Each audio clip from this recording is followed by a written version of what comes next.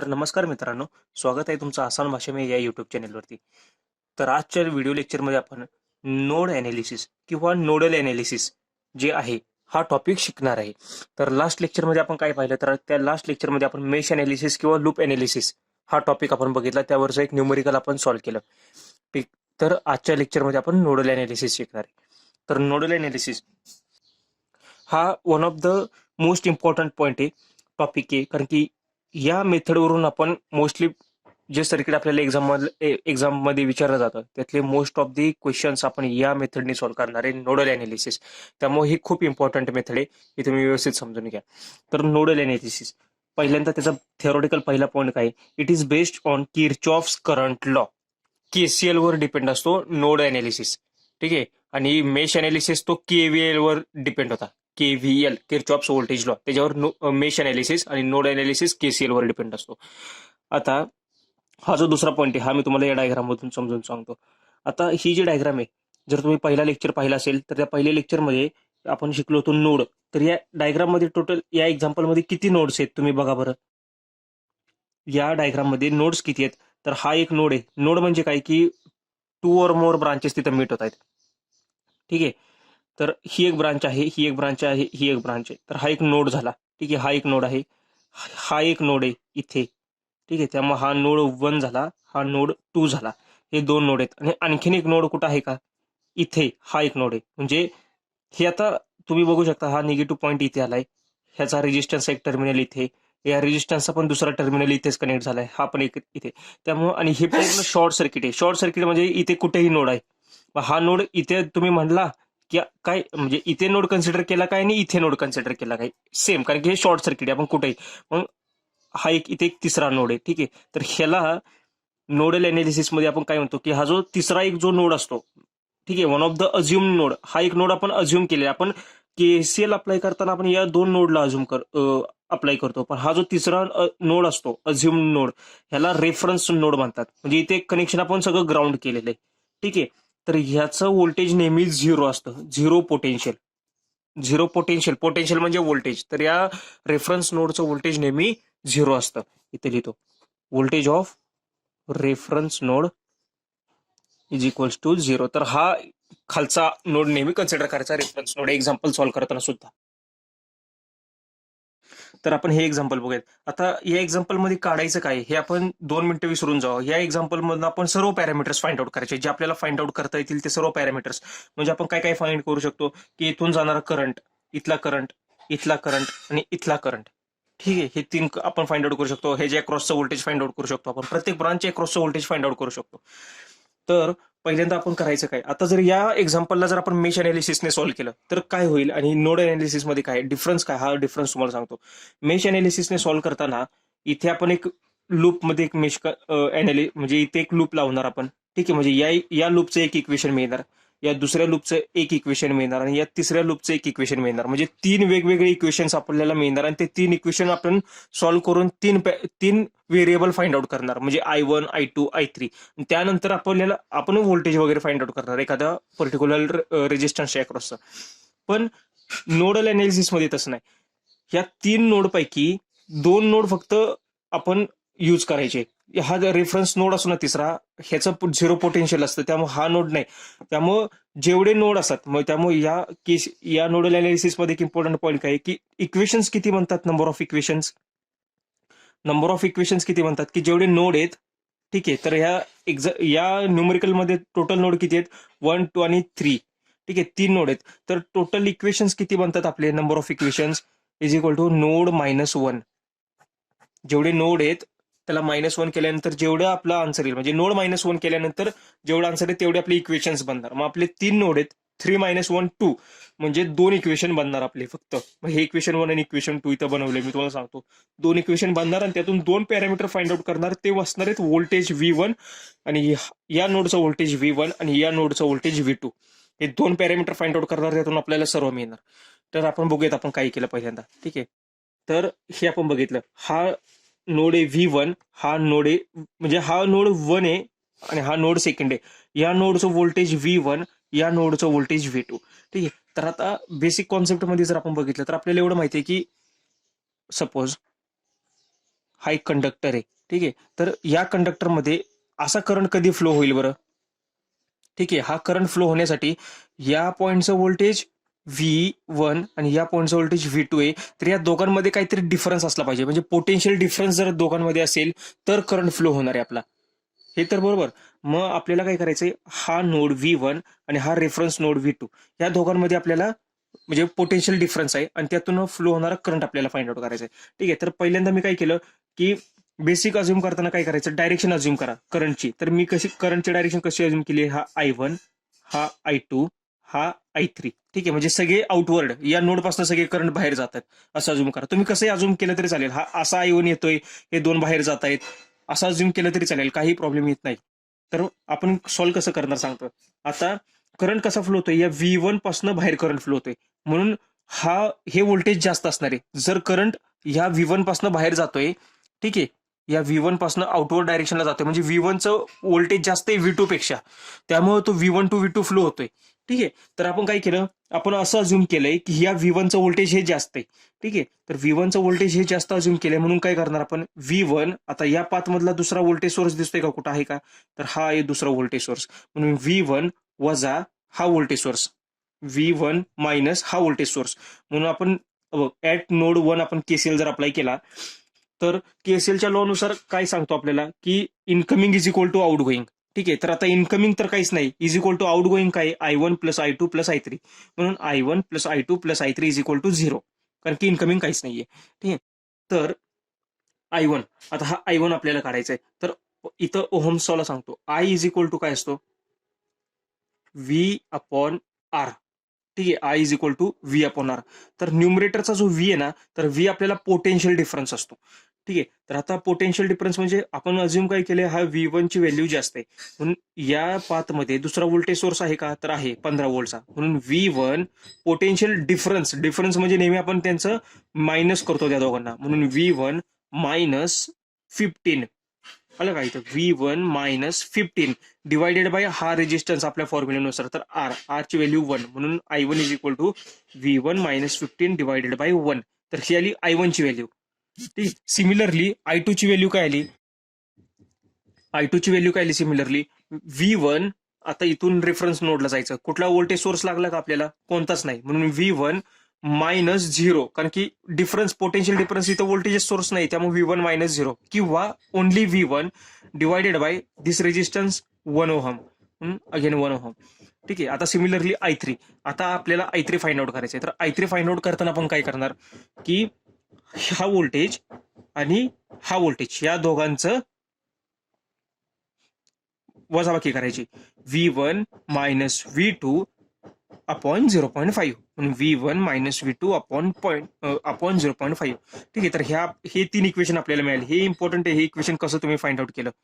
ठीक आहे, मग काय केलं आपण, ह्या व्हॅल्यू पूर्ण पुट केल्या या इक्वेशन मध्ये, I1 ची व्हॅल्यू इथे पुट केली, I2 ची व्हॅल्यू इथे पुट केली, I3 ची व्हॅल्यू इथे पुट केली, आणि हे इक्वेशन आलं आपलं. मग आपण काय लिहिलं, V1 minus 15 upon 1 plus V1 upon 1 plus V1 minus V2 upon 0.5 is equal to 0. मग मी काय केलं, ह्या सगळ्यांचे छेद समान केले, त्यामुळं मी इथं 2 ने मल्टिप्लाय केलं, मग डिवाइड 1 होईल ना सगळ्यांना, म्हणून V1 minus 15 plus V1 plus numerator आणि डिनॉमिनेटर दोघांना 2 ने मल्टिप्लाय केलं, plus 2V1 minus 2V2 is equals to 0. आणि या इक्वेशन मध्ये V1 आणि V2 च्या टर्मची समेशन केली तर 4V1 minus 2V2 is equals to 15. हा मायनस 15 इकडे गेलं की प्लस 15, हे इक्वेशन नंबर 1 आलं. ठीक आहे, हे इक्वेशन फाइंड आउट करणे एवढं अवघड नाही. अवघड काय की हे तुम्हाला पॉईंट लिहिता आले पाहिजेत, I1 काय, I2 काय, I3 काय, या फक्त व्हॅल्यू पुट केलेत आणि मी इक्वेशन फक्त ड्रॉ केले, डेराईव्ह केले, बस. हे इक्वेशन नंबर 1 आलं आपलं. आता आपण काय करतोय, तर आपण काय करतोय, आता नोड 2 ला केसीएल अप्लाय करतोय.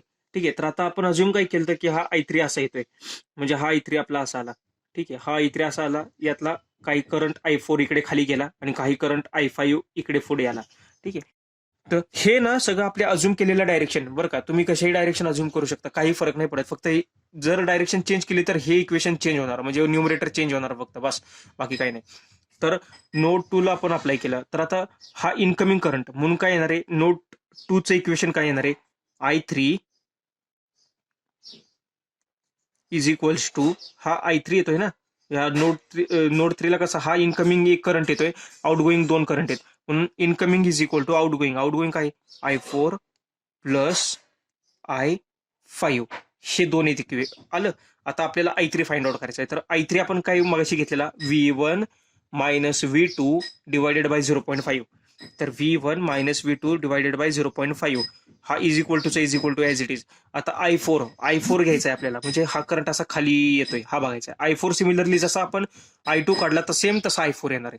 I4 काय येणार आहे, हा व्होल्टेज V2 मायनस 0 म्हणजेच V2 डिवायडेड बाय त्याचा रेजिस्टन्स किती 2 ओहम म्हणून V2 अपॉन 2. ठीक आहे, हे आलं. प्लस हे प्लस आहे ना, हे प्लसचं प्लस ॲज इट इज आलं. आता I5 आता हा करंट घ्यायचा आहे. हा करंट काय येतोय, ठीक आहे, हा करंट काय येणार आहे व्होल्टेज V2. आता आपण या रूटने जाताना इथं आपल्याला एक व्होल्टेज सोर्स दिसतोय म्हणून -20 V2 -20 अपॉन 1 हा 1 ओहम रेजिस्टन्सचा. ठीक आहे, तर KCL मध्ये हा फॉर्म्युला मोस्टली सगळीकडे यूज केला जातो. I is equal to V upon R या फॉर्म्युल्याने आपण सगळ्या व्हॅल्यूज फाइंड आउट करतोय. आलं लक्षात. तर यावरून आपण काय केलं, हे इक्वेशन फक्त डिराईव्ह केलं. आता इकडं या साईडचा मी छेद समान करून घेतला V2 आणि इथं मी 2 ने मल्टिप्लाय केलं. ठीक आहे ना, तर इथे मी 2 ने मल्टिप्लाय केलं तर 2V2 -40 अपॉन 2 मग टोटल 2 इथे आला. हे इक्वेशन मग हा 2 या 2 ने इकडे मल्टिप्लाय केलं 4 झालं. हा 0.2 ला मी 1/2 कन्सिडर केलं म्हणून 2 न्यूमरेटरला आला.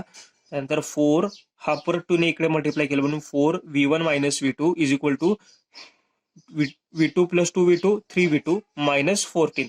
मग हे -14 ॲज इट इज ठेवलं. हा 3V2 मायनस हा 3V2 इकडे प्लस इकडे आल्यावर मायनस 3V2 झाला. -3V2 आणि -4V2 हे -7V2 झालं आणि -4 प्लस 4V1 हा इथे ॲज इट इज झाला इज इक्वल टू -14. हे इक्वेशन नंबर 2. ठीक आहे, हे फक्त आपण मॅथमॅटिकली आपण एक्सप्रेस केले इक्वेशन. ह्यामध्ये बाकी काही असं लॉजिक वगैरे काहीच नाहीये. मेन जे लॉजिक आहे ते इथं नोडला अप्लाय करतानाच आहे की आपण करंटची डायरेक्शन कशी अज्युम केली त्याच्यावर सगळं केले. ठीक आहे, तर हे दोन इक्वेशन आपण फाइंड आउट केले. तर ते दोन आपण इक्वेशन जे आपण काढले ते मी इथे लिहिलेले आहेत ॲज इट इज. ठीक आहे, पहिले इक्वेशन काय 4V1 minus 2V2 is equals to 15 and second equation आहे 4V1 minus 7V2 is equals to -14. हे इक्वेशन नंबर सेकंड. ठीक आहे, तर आता आपण काय करणार आहे, या दोन इक्वेशनचं सबस्ट्रॅक्शन करणार आहे की जेणेकरून आपल्याला एक पॅरामीटर ऑब्टेन होईल. तर इथे मी दोन इक्वेशनला मायनस केलं त्यामुळे इथे मायनस इथे plus 5V2 is equals to दोघांची समेशन झाली 55. ठीक आहे, तर V2 आला आपला 11 व्होल्ट्स आणि V1 आपला आला 9.25 व्होल्ट्स. ठीक आहे, तर V2 ची व्हॅल्यू यावरून आपण काढली 11 आणि V1 ची व्हॅल्यू हा V2 ची व्हॅल्यू यामध्ये कोणत्याही एका इक्वेशन मध्ये पुट केली आपल्याला V1 मिळेल 9.25 व्होल्ट्स. तर ही एकदा डायग्राम पुन्हा एकदा बघूयात. ठीक आहे, तर आपल्या V1 ची तर व्हॅल्यू आपल्याला मिळाली. ठीक आहे, V1 ची व्हॅल्यू 9.25 व्होल्ट म्हणजे या पोटेन्शियल हा V1 चं पोटेन्शियल आहे 9.25 व्होल्ट आणि V2 चं व्होल्टेज आहे 11 व्होल्ट्स. ठीक आहे, तर आपल्याला करंट I1 काढायचं आहे. तर करंट I1 कसं काढणार आपण, I1 is equal to V1 minus 15 divided by 1. ठीक आहे, हे जे इक्वेशन आहे I1 is equal to V1 minus 15 upon 1. तर V1 ची फक्त इथे व्हॅल्यू पुट करा 9.25. मग काय येणार 9.25 मायनस 15. तर I1 ची व्हॅल्यू काय आली V1 मायनस 15 अपॉन 1 म्हणजे 9.25 मायनस 15 अपॉन 1. तर ह्याचं आन्सर आलं -5.75. आता I1 ची व्हॅल्यू काय आली आपली -5.75. मायनस हे मायनस साईन काय रिप्रेझेंट करतं, एखादा जर करंट आपला निगेटिव्ह आला, आता जसं आपण I1 ची व्हॅल्यू फाइंड आउट केली तर I1 ची व्हॅल्यू आपली निगेटिव्ह मध्ये आली -5.75. तर -5.75 मधलं मायनस साईन काय डिनोट करतं की जी आपण करंटची डायरेक्शन जी अज्युम केलेली आहे असा करंट फ्लो होतोय. ठीक आहे, आपण सुरुवातीला अज्युम काय केलं तर V1 मोठा आहे आणि हा 15 बारका आहे म्हणजे 15 व्होल्ट्स पेक्षा V1 ची व्हॅल्यू जास्त आहे. तर ऍक्च्युअल V1 ची व्हॅल्यू किती आली आपली 9.20 किती 9.25 ही एवढे व्होल्ट्स आले. तर ऍक्च्युअल व्हॅल्यू ही कमी आहे पण आपण अज्युम करताना V1 ची व्हॅल्यू जास्त केली त्यामुळे करंट आपण असा फ्लो केला. ठीक आहे, आणि I1 ची व्हॅल्यू आता जी आली म्हणजे -5.75 हा जो करंट I1 आहे -5.75. तर मायनस साईन हे रिप्रेझेंट करतं की आपण जी करंटची डायरेक्शन अज्युम केली ही चुकीची आहे, म्हणजे ही रिव्हर्स्ड होणार आहे. आपण रिव्हर्स डायरेक्शन अज्युम केले. ऍक्च्युअल करंट आहे ना, म्हणजे -5.75 करंट या डायरेक्शन मध्ये फ्लो होतोय, तर ऍक्च्युअल करंट हा या डायरेक्शनने फ्लो होतोय. ऍक्च्युअल करंट हा असा फ्लो होतोय आणि त्या करंटची व्हॅल्यू आहे 5.75. ते आपण डायरेक्शन रिव्हर्स केल्यामुळे तो करंट आपण निगेटिव्ह धरला, निगेटिव्ह आला आपला आन्सर -5.75. म्हणजे आलं लक्षात, negative direction implies the direction of current is रिव्हर्स्ड. जे डायरेक्शन ऑफ करंट जी आपण अज्युम केलेली आहे ती डायरेक्शन रिव्हर्स करायची आपल्याला, ती ओरिजिनल डायरेक्शन आहे असं. आता सिमिलरली I2 ची व्हॅल्यू काय येते, I2 is equal to V1/1. V1 आपला 9.25/1, म्हणजे I2 पॉझिटिव्ह आहे, म्हणजे ऍक्च्युअल डायरेक्शन I2 मध्ये असाच फ्लो होतोय. ठीक आहे, करंट I1 ऍक्च्युअल मध्ये असा फ्लो होतोय, त्यानंतर तो इकडे डिवाइड आणि इकडे डिवाइड होईल, मग I2 डाऊनवर्ड डायरेक्शनलाच फ्लो होतोय. ठीक आहे, तर I3 काढूयात. I3 is equal to V1 - V2 divided by 0.5. तर V1 किती आहे, 9.25 मायनस V2 11 डिवायडेड बाय 0.5. तर I3 ची व्हॅल्यू येते -3.5. -3.5 म्हणजे आपण I3 आपण कसा अज्युम केलता, असा फ्लो होतोय. ठीक आहे, आपण I3 असा फ्लो होतोय असं अज्युम केलं, पण ऍक्च्युअल मध्ये I3 असा फ्लो होतोय, कारण की ते निगेटिव्ह डायरेक्शन आहे. आन्सर मध्ये मायनस आलंय. I3 ची व्हॅल्यू काय येते, -3.5. -3.5 म्हणजे काय, जी आपण डायरेक्शन अज्युम केली ही रिव्हर्स करायची आपल्याला. आपण अशी डायरेक्शन अज्युम केली तर आन्सर मध्ये अशी डायरेक्शन होणार. आलं लक्षात, म्हणजे ऍक्च्युअल मध्ये करंट हा रिव्हर्स मध्ये फ्लो होतोय. सिमिलरली हे झालं. आता I4 काढूयात आपण. I4 काय येणार, V2/2. ठीक आहे, I4 ची व्हॅल्यू V2/2. तर V2 ची व्हॅल्यू काय आपली, V2 आलाय आपला 11 व्होल्ट, मग 11/2 म्हणजे 5.5, म्हणजे ऍक्च्युअल मध्ये I4 हा असाच फ्लो होतोय. ठीक आहे, आणि I5 काय येणार आहे, I5 आपल्या फॉर्म्युल्यानुसार V2 - 20 डिवायडेड बाय 1. V2 काय आपला, V2 आहे 11 व्होल्ट, 11 - 20 म्हणजे -9 डिवायडेड बाय 1 म्हणजे -9. आता हा I5 पण -9 आला, म्हणजे आपण जी डायरेक्शन अज्युम केली I5 असा फ्लो होतोय, तो असा नाही फ्लो होतोय, तो रिव्हर्स डायरेक्शन मध्ये फ्लो होतोय. ठीक आहे, म्हणजे निगेटिव्ह डायरेक्शन करंटची ही सांगते आपल्याला की ऍक्च्युअल करंट हा रिव्हर्स फ्लो होतोय, मग भले I1 कसाही येऊ देत. पण आता तुम्हाला सांगतो, एक्झाम मध्ये आहे ना, हे या डायरेक्शनने फ्लो होतोय की नाही असे नाही क्वेश्चन विचारतात, डायरेक्ट विचारतात current flowing in a branch 1 ohms. मग तो आपण जी डायरेक्शन अज्युम करणार त्या डायरेक्शनने येतोय तो करंट लिहायचा, आणि एक्झाम मध्ये मोस्टली त्याची मॅग्निट्यूड दिलेली असते, मॅग्निट्यूड करंटची काय असते ते फाइंड आउट करायला विचारतात. ठीक आहे, तर हे आपण पॅरामीटर्स या पद्धतीने फाइंड आउट केले. हे तुम्ही इथं मॅथमॅटिकल कॅल्क्युलेशन बघू शकता. आपण जे I1, I2, I3, I4 आणि I5 काढलं, तसं मी तर मॅथमॅटिकली रिप्रेझेंट केलं, पण ते तुम्हाला डायग्राम मध्ये सांगणं इम्पॉर्टंट होतं, म्हणून डायग्राम थ्रू तुम्हाला सांगितलं. ठीक आहे, तर हा झाला आपला क्वेश्चन नंबर 1 होता.